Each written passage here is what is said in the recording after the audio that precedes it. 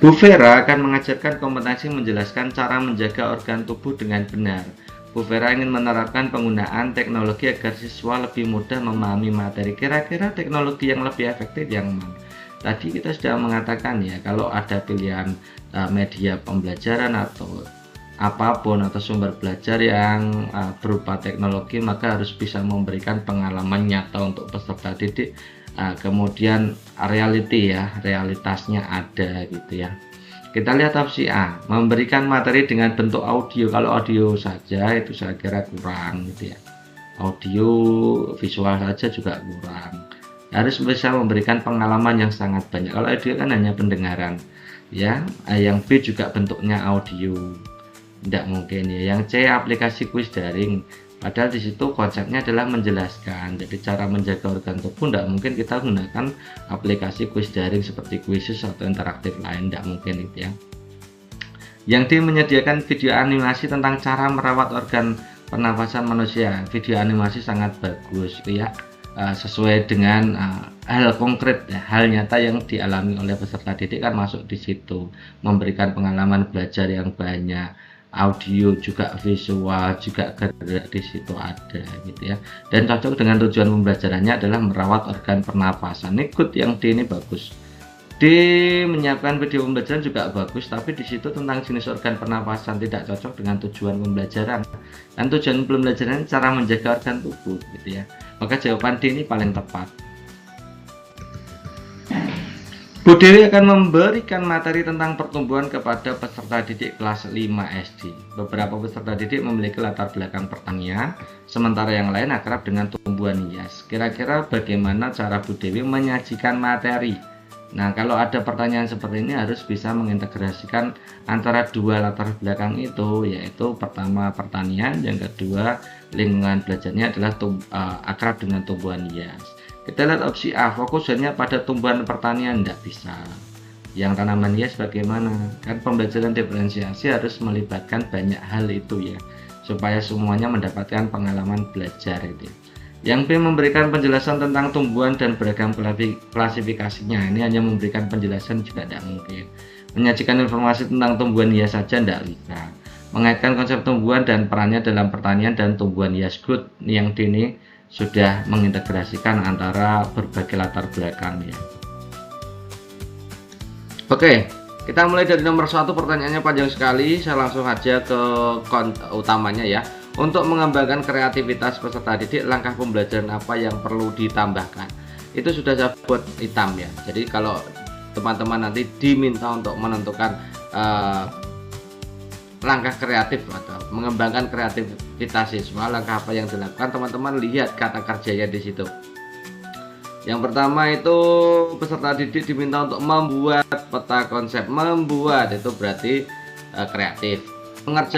Mengerjakan pertanyaan itu berarti menyelesaikan masalah. Menghafalkan tingkatnya rendah, tidak usah dibahas ya.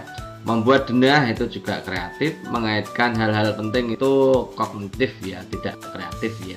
Jadi kalau ada A ya D ya.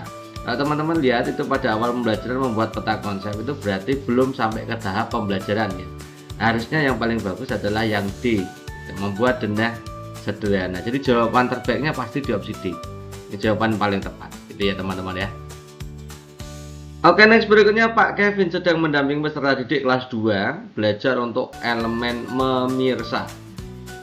Tujuan pembelajaran yaitu peserta didik mampu memahami informasi dari tayangan tentang kebiasaan membuang sampah. Setelah menyimak tayangan tersebut, peserta didik diminta untuk menulis kata kunci dengan bantuan pengatur grafis sederhana. Sebagian besar peserta didik kesulitan menemukan kata kunci. Berdasarkan situasi tersebut, rekomendasi yang tepat dari guru adalah titik-titik. Nah, ini teman-teman, soal-soal seperti ini berkaitan dengan bagaimana cara guru memberikan umpan balik. Nah, kalau ada peserta didik yang mengalami kesulitan, maka umpan baliknya seperti apa? Kalau misalkan ada peserta didik yang keseluruhannya sudah bisa menyelesaikan pembelajaran dengan benar, maka umpan baliknya seperti apa? Jadi teman-teman ya. Kalau ada kesulitan, maka kita harus fokus kepada kesulitan. Kita kasih bantuan atau scaffolding gitu ya. Oke, kita lihat langsung aja yang bisa memberikan bantuan secara langsung untuk menangani kesulitan siswa itu kira-kira apa. Yang A, memberikan pujian. Pujian itu berarti bukan umpan balik untuk yang kesulitan, harusnya yang keberhasilan ya. Memberikan penguatan tentang cara menemukan. Penguatan itu bukan juga ya, bukan. Menyampaikan dukungan agar peserta didik tidak kesulitan. Oke, ini masuk akal. Melatih peserta didik memahami informasi dengan urutan langkah. Melatih ini ya, tidak memberikan secara langsung ya. Mengganti topik tidak mungkin. Ini yang paling mendukung sesuai dengan kesulitan. Kesulitannya adalah tentang menemukan kata kunci. Ini meskipun yang B ini pemberian kekuatan itu kurang tepat, harusnya memberikan apa ya namanya ya, bantuan gitu ya. Maka yang paling tepat ya B. Kalau kita lihat dari opsi A sampai E, yang B ini yang paling tepat.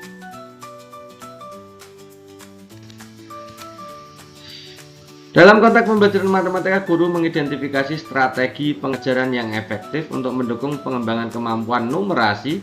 Guru dapat merancang pembelajaran yang mendorong peserta didik untuk mengembangkan kemampuan numerasi secara optimal.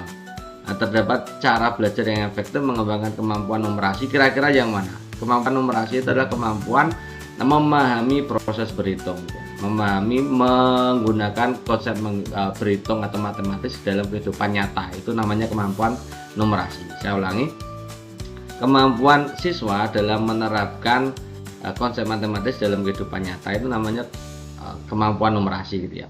Kita lihat ya, kira-kira langkah efektif yang bisa digunakan. Karena ini tanda centang memberikan tanda centang, jawaban benar bisa lebih dari satu. Itu namanya pilihan ganda kompleks.